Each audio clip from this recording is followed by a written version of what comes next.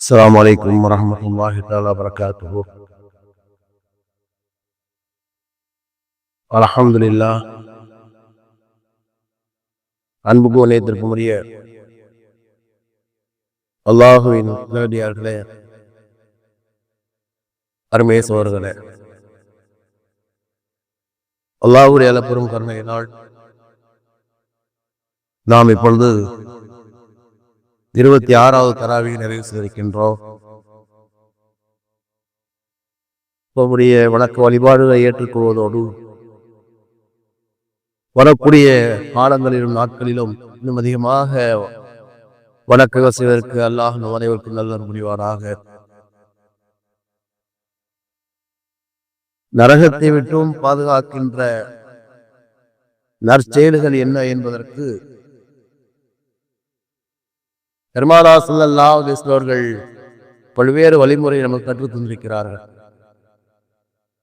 அதிலே நேற்றைய தினம் 3 செய்திகள் உங்களுக்கு சொல்லப்பட்டிருக்கிறது. அதிகமாக தர்மம் செய்ய வேண்டும். எல்லா காலத்திலேயுமே நம்மால் எப்போது எவ்வளவு செய்ய முடியுமோ அந்த அளவுக்கு நாம் தர்மங்கள் செய்ய வேண்டும். புனிதமாக ரமலானுடைய காலத்திலே நாம் செய்கின்றோம், வரவேற்பிற்குரியது. ஆனால் எல்லா காலத்திலேயுமே எப்போது யாருக்கு என்ன தேவையோ அதை செய்ய வேண்டும். இன்ஷா அல்லாஹ் நான் நாளை மறுநாள் ஜும்மாவுடைய பயானிலே கூட ஒரு செய்தி உங்களுக்கு சொல்லுவேன். எல்லாரும் உங்களுக்கு விளக்கத்துக்காக என்ன பிற்பேன் அவசியம் செய்தி சொல்லிடுறேன். இப்ப ஜக்காத்துடைய பணம் என்பது வருஷத்துக்கு ஒரு தடவை கணக்கு பண்ண வேண்டும் என்பதை மட்டும்தான் மார்க்கம் கூறுகின்றது.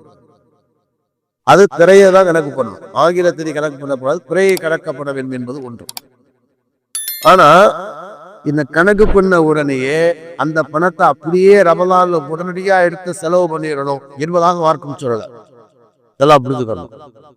ஏன்னா சில பேர் என்ன செய்யறாங்கன்னா அப்படியே வந்து கணக்கு பார்த்து உடனடியா எடுத்து பட்டுவாரா பண்ணி முடிச்சதோட முடிஞ்சு அதுக்கு பிறகு இடையில அவரை சார்ந்தவர்கள் என்ன தேவைன்னு வந்து கேட்டாலும் உடனே சொல்லிடுறது, இல்லைங்க எல்லாம் முடிஞ்சு, என்ன வேணா நீங்க ரமலான்ல வந்து பாருங்களா. அது முறையே இல்லை. உறவுகளில் உடல் குன்றி இருக்கலாம், மருத்துவ செலவு இருக்கலாம், அவங்களுக்கு ஏதாவது குழந்தைகளுடைய பிள்ளைகளுடைய நிக்காவுடைய விஷயங்கள் இருக்கலாம், ஒரு கல்வியுடைய தேவை இருக்கலாம். இதை 3 தேவைக்காக வேண்டி உங்களை சார்ந்தவரும் உங்களை வந்து அழுகுற நேரத்துல நான் சக்காத்துல நான் ரமலான்லே கொடுத்து முடிச்சுட்டேன், அடுத்து நீங்க நெக்ஸ்ட் ரமலான் போவாங்க, இப்ப போயிட்டு வாங்க என்பதாக சொல்லும்படி மார்க்கும் சொல்லல ஒன்று. அதனால என்ன செய்யணும்னா ஜக்காத்தை கணக்கு பண்ண வேண்டும் என்பதுதான், வருஷத்துக்கு ஒரு தடவை கணக்கு பண்ண வேண்டும் என்பதுதான் சட்டம். என்ன செய்யணும் அப்படின்னா, ஒன்று தேவைக்கு ஏற்ப கொஞ்சம் கொஞ்சமா கொடுத்து கொண்டு கணக்கு வைத்துக் கொள்ள வேண்டும். அந்த ஜக்காத்துடைய ஃபண்டை வச்சுக்கணும் ஒன்று, அப்படி செய்யலாம். அல்லது நம்ம கொடுத்தே முடிச்சுட்டோம் வந்து கேட்கிறாங்கன்னா அடுத்த வருஷத்துல கணக்கு பண்ணிக்கலாம். ஜக்காத்துடைய நியத்துல பணத்தை கொடுத்துட்டு நம்ம கணக்கு வச்சிடலாம், அடுத்த வருஷத்துல கணிச்சுக்கலாம், தப்பு இல்லை. கொடுத்து முடிச்சுட்டோம், நம்ம சொந்தக்கார உடம்பு ஆஸ்பத்திரியில இருக்காங்க, நம்ம செய்ய கனவு பண்ணிருக்கோம், யோசிக்கிறோம் என்ன செய்யறது, இவருக்கு 10,000 ரூபாய் கையில கொடுக்கறதா, என்ன செய்யறது அப்படின்னு நம்ம யோசிக்கிறது தேவையில்லை. ஏன்னா இன்னைக்கு மக்கள் ஜக்காத்தை கொடுக்க தயாராகிறாங்க, சும்மா கொடுக்கறது யோசிக்கிறாங்க. ஜக்காத்தை வேற கொடுத்தாச்சு, சும்மா வேற கொடுக்க மாதிரி யோசிக்கிறாங்க. மார்க்கம் அப்படி சொல்லல. சரி, இன்ஷா அல்லாஹ் உங்களுக்கு இந்த விளக்கத்தை ஜும்மாவுடைய பயான்ல கொடுக்கிற விளக்கத்துக்காக நான் சொல்றேன். என்ன எதுக்கு சொல்றேன்னா, அப்ப தர்மம் உதவி என்பது யாருக்கு எந்த நேரத்திலே உதவி தேவைப்படுகின்றதோ அப்போது செய்ய வேண்டும். பசிக்கிற நேரத்தில் கிடைக்கிற பழைய சூறு பசி இல்லாம கிடைக்கிற பிரியாணி விட சிறப்பு. அன்னைக்கு தேவைக்கு அந்த மக்கள் கஷ்டப்படுகிறாங்க அப்படின்னா என்ன செய்யணும், சதக்காக்கள் செய்யுங்க, சக்காத்துடைய காசை கொடுங்க. அது உங்களுடைய நரகத்தை விட்டு பாதுகாக்கின்ற கேடைய பெருமானுடைய வார்த்தை ஒன்று. 2வது நான் என்ன செஞ்சேன், அதிகமா இஸ்திக்பார் செய்யுங்கிறத சொல்ல. ஒவ்வொரு நாளும் ரசூலுல்லாஹி ஸல்லல்லாஹு அலைஹி வஸல்லம் 100 தடவை இஸ்திக்பார் செஞ்சாங்க. எனவே நான் பாவம் செஞ்சோ செய்யல இதை பத்தி யோசிக்கிறது தேவையே இல்லை. நம்ம என்ன பாவம் செஞ்சு யோசிக்கிறோம், இதுதான் சைத்தான கெடுக்கிறக்கு அடிப்படையில போனது. ஏன்னா நம்ம இஸ்திக்பார் தேடவராக கெடுக்கிறக்கு அவன் தான், நம்ம போற பிளான் தான் இது. நம்ம என்ன பண்ணோம், காலையில எந்திரிச்சோம், நம்ம போனோம், வந்தோம், சாப்பிட்டோம், படுத்தோம், நம்ம எவன் சோத்துல முன்னாடி போட்டோம், நம்ம எவன் வயிற்றுல அடிச்சோம், நம்ம இஸ்திக்பார் செய்யணும் என்ற எண்ணத்தை ஏற்படுவது சைத்தான் தான். நம்முடைய வாழ்க்கையில ஏதோ ஒரு தவறு நடக்கும். யாராவது ஒருத்தர் கோமா கூட நம்ம பேசியிருக்கா, ஒரு புண்படும்படியாக ஏதாவது பேசி இருக்கா, பள்ளியில உட்கார்ந்து உலகத்துடைய பேச்சுக்களை கூட பேசி இருக்காங்க. எல்லாம் பாவம் தான். நீ பாவம்னு பாத்தீங்கன்னா நம்ம செய்யறதுல வந்து 190% பாவமா தான் இருக்கும். அதே ரெண்டு மூன்றாவது ரசூலுல்லாஹி அதிகமாக ஸலவாத் ஓதுவது நான் சொல்றேன். குறைந்தபட்சம் ஒரு நாளைக்கு 100 தடவை ஸலவாத் ஓதுகிறார்களோ இவரை நரகத்தை விட்டு பாதுகாக்கின்ற கேரளாக பெரும்பாலும் சொன்னாங்க. 3 செய்தி கூட சொல்லி முடிச்சிட்டேன். சரி, 4வது செய்தி உங்களுக்கு இப்போது சொல்றேன். பெரும்பாலும் சொல்றாங்க, மன் ஃபத்தர சாயிமன் கானலகு மிஸ்லு அஜ்ரிஹி கைர அன்னஹு லா யன்குசு மின் அஜ்ரி ஸியாமி ஷையா. என்ன சொல்றாங்கன்னா, யாரு வந்து நோன்பு திறப்பதற்கு உதவி செய்கின்றார்களோ அவர்களுக்கு அந்த நோன்பாரியுடைய நன்மையை போன்று அவருக்கு வழங்கப்படும். ஆனால் நோன்பாரியுடைய நன்மை குறைக்கப்படாது என்று சொல்லிவிட்டு பெருமானார் சொல்லுவாங்க, அவருடைய பாவம் மன்னிக்கப்படுவதற்கும் அவருக்கு நரக விடுதலை கிடைப்பதற்கும் அது காரணமாக பெருமானார் சொன்னார். நம்ம அக்கம் பக்கத்துல வந்து யாராவது ஒரு ஏழ்மையில இருக்காங்க, கஷ்டப்படுறாங்கன்னா என்ன செய்யணும்? நோன்பு திறப்பதற்கு உதவி செய்வதற்கு நரக விடுதலை கிடைப்பதாக பெருமானார் சொல்றாங்க. இது 4வது செய்தி. 5வதாக, ரமலான் காலத்திலே நம்மிடத்திலே வேலை செய்யக்கூடிய பணியாளருடைய வேலைகளிலே என்ன செய்யணும்? கொஞ்சம் விலகு வாக்க வேண்டும்.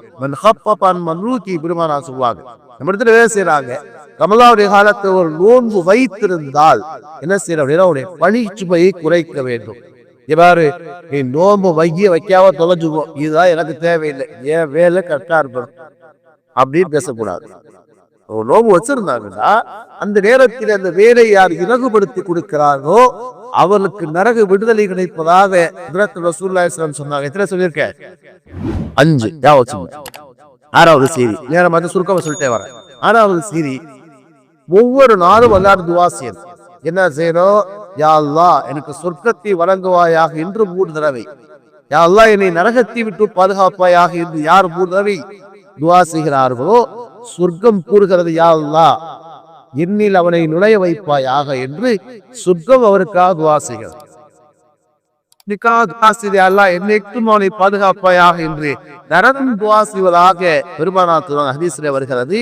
மன் ஸாலல்லாஹல் ஜன்னத ஸலாஸா, யார் அல்லாஹ்விடத்தில் சொர்க்கத்தை 3 தடவை கேட்கிறாங்க, அல்லாஹ் பின் யாஸ்தாலுல் ஜன்னா, அரபியில தமிழே கேட்க ஒண்ணு தப்புடே, அல்லாஹ் இல்லா வாசிந்து சொர்க்கத்தை கொடுப்பாயாக என்று யார் 3 தடவை கேட்கிறார்களோ காலத்தில் ஜன்னா சொர்க்கம் கூறுகிறது, அல்லாஹ் மதுகில் ஜன்னா, யா அல்லாஹ் அவரை சொர்க்கத்தில் நுழைய வைப்பாயாக என்று என்ன செய்யறது? சொர்க்கம் கூறுகிறது. அதே நேரத்தில் அவன் யார் நரகத்தை விட்டு பாதுகாப்பட்டிருக்கிறாரோ அல்லாஹ் என்னை அவதரிக்கும் நரகத்தை என்னை பாதுகாப்பாயாக என்று யார் 3 தடவை துஆ செய்கிறார்களோ காலத்தின் நான் அல்லாஹும் 5 கூறினி, யா அல்லாஹ் என்னை விட்டு அவரை பாதுகாப்பாயாக என்று நரகம் அவரை பாதுகாப்பதாக பெருமானார் சொன்னாங்க. அனஸ் இப்னு மாலிக் ஹதீஸ் அறிவிக்கிறார்கள். ஒவ்வொரு நாளும் இதை செய்யணும். நம்ம குறைந்தபட்சம் எல்லாத்திலே 3 தடவை சொர்க்கத்தை கேட்கணும். 3 தடவை என்ன செய்யணும்? நரகத்தை விட்டு பாதுகாவல் எல்லாரும் துஆ செய்யணும். சொல்லியிருக்கேன். 6வது சொல்லியிருக்கேன். 7வது எழுதுகிறார்கள், லொஹர் தொழுகைக்கு முன்னால் 4 ரக்காத் சுன்னத், லொஹருடைய பின்னால் பின் சுன்னத் 2 ரக்காத், மக்ரிப் 2 ரக்காத். இந்த தொழுகையை யார் பேருந்தராக தொழுது வருகின்றார்களோ இவருக்கு நரக விடுதலை கிடைப்பதாக பெருமானார் சொன்னாங்க.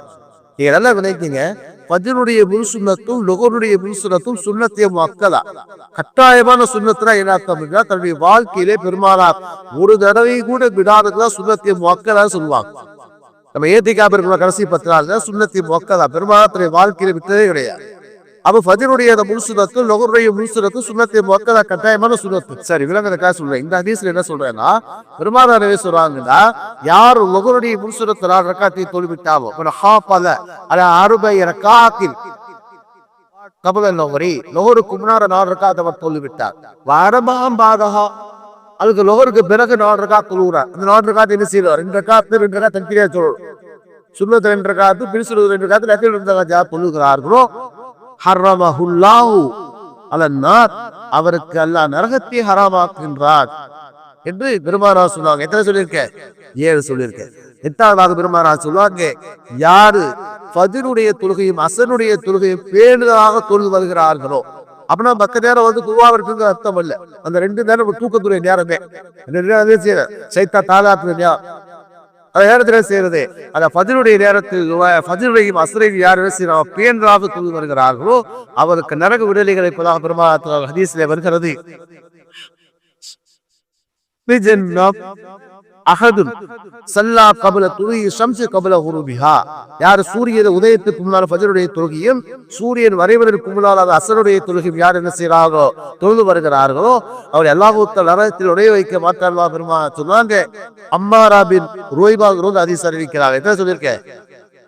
8 சொல்லியிருக்கேன்.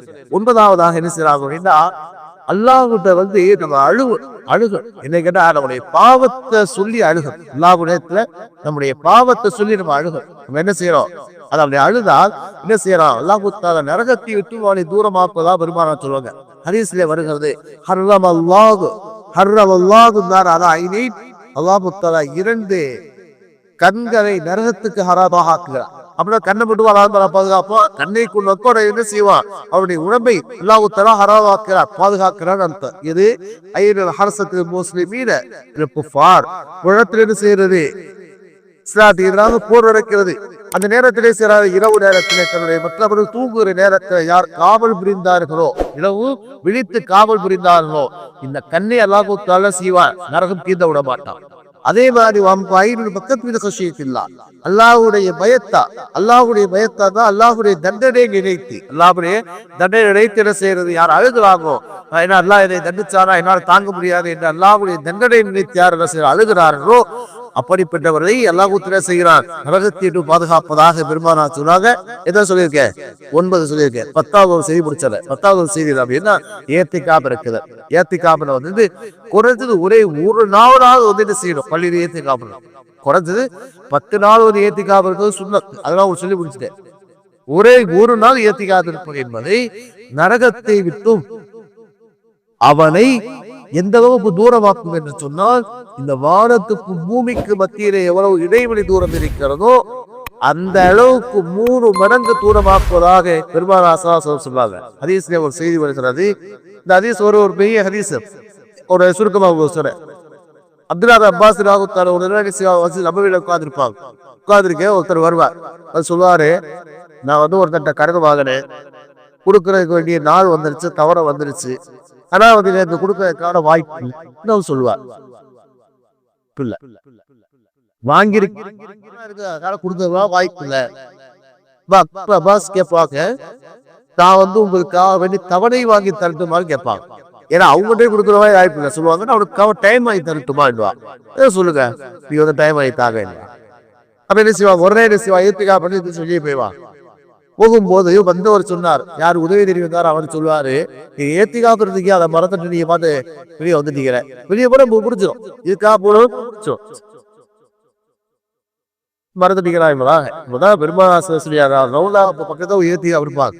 இந்த ரவுலாவை காமிச்சு சொல்லுவாங்க, கைதுட்டே சொன்னார்கள், இந்த மன்னரையிலே உறங்குகின்ற ஹஜ்ரத் ரசூலுல்லாஹி ஸல்லல்லாஹு அலைஹி வஸல்லம் விருந்து கேட்டு நீண்ட நாட்கள் ஆகவில்லை. அவங்க கேட்டு நீண்ட நாட்கள் ஆகவில்லைன்னா சமீபத்துல ரசூல் வஃபாத்தா இருந்தாங்க. சொல்லிட்டு சொன்னாங்க, பெருமானார் சொல்ல நான் கேட்டு, யார் ஒரு முஸ்லிமுடைய கஷ்டத்தை நீக்குவதற்காக நடந்து செல்கின்றாரோ, கஷ்டத்தை இவர்கள் செய்யறோம், இவர் காசு கொடுத்து தீர்க்கிறது மட்டும் இல்லை, அந்த கஷ்டத்தை தீர்ப்பதற்கு ஏதோ ஒரு வகையில ஒரு பாடுபடுகின்றார். யார் ஒரு முஸ்லிமுடைய கஷ்டத்தை தீர்ப்பதற்காக வேண்டி அவர் நடந்து செல்கின்றாரோ அவருக்கு அல்லாஹ் தஆலா 10 வருடங்கள் ஏத்திகாப் நன்மை வழங்குகின்றார். எத்தனை வருஷம்? 10 வருஷம் ஏத்திகாப் நன்மை வழங்குகின்றான். சொல்லிவிட்டு பெருமானார் அடுத்து சொன்னாங்க, ஒரு மனிதர் ஒரே ஒரு நாள் அல்லாஹ்வுக்காக ஏத்திகாப் இருந்தார் வருகிறது, அல்லாஹ்வுடைய பொருத்தத்தினாலே ஒருவர் ஒரே ஒரு நாள் ஏத்திகாப் இருந்தால் ஜஅலல்லாஹு பைனஹு பைனன் நாரி ஸலாஸ ஹராபிக், அவருக்கும் அல்லாஹ் தஆலா நரகத்துக்கு மத்தியிலே 3 ஹந்தக் இடைவெளி அல்லாஹ் தஆலா ஏற்படுத்துவான். ஒவ்வொரு இடைவெளியும் இந்த வானம் பூமியை போன்று 3 மடங்கு இருக்குதான் பெருமானார் சொல்லுவாங்க. வாழ்க்கையில செய்யணும். இந்த 10 காரியத்தை நாம் கடைபிடித்து நரகத்தை விட்டு நம்மை பாதுகாத்துக் கொள்ள வேண்டும். கேட்டதை கடைபிடிக்கலாம்.